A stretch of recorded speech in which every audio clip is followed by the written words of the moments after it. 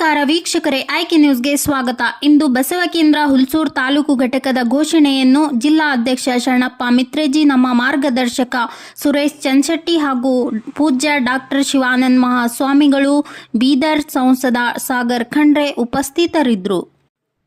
ಬಾಬುರಾವ್ ಗೌಡ್ಗಾಂವೆ, ಆಕಾಶ್ ಖಂಡಾಳೆ, ಮಹಾದೇವ್ ಚಂದ್ರಪ್ಪ ಮಹಾಜನ್ ಬೇಲೂರ್, ಮಲ್ಲಿಕಾರ್ಜುನ್ ದೇವಪ್ಪ, ಮಹಾದೇವ್ ಯೋಳೆ ಕೋತ್ಮಾಲ್, ರಾಜ್ಕುಮಾರ್ ತೋಂಡಾರೆ, ಸದಾನಂದ್ ಪಾಟೀಲ್ ಹಲ್ಲಳ್ಳಿ, ಬಾಲಚಂದ್ರ ಪಾಟೀಲ್ ಮಿರ್ಕಲ್, ಸನ್ಮುಖ್ ವೆಂಕಟಯ್ಯ ಪಾಟೀಲ್ ಆನಂದವಾಡಿ, ನಾಗರಾಜ್ ಹಾವಣ್ಣ, ರವೀಂದ್ರ ಬಂಡೆಪ್ಪ ಬಿರಾದರ್ ತೊಗಲೂರು, ಪ್ರಭುಲಿಂಗ್ ಮಠಪತಿ, ಪ್ರಶಾಂತ್ ಶಿವರಾಜ್ ಗುಂಗೆ ಬೇಲೂರು, ರೇಖಾ ಕಡಾಡಿ, ಸಚಿನ್ ಕೌಟೆ, ದಯಾನಂದ್ ನಿಮ್ಮಾಣೆ, ಲೋಕೇಶ್ ದಬಾಲೆ, ಚೋರೆ ಆಕಾಶ್ ಇವರು ಉಪಸ್ಥಿತರಿದ್ದರು.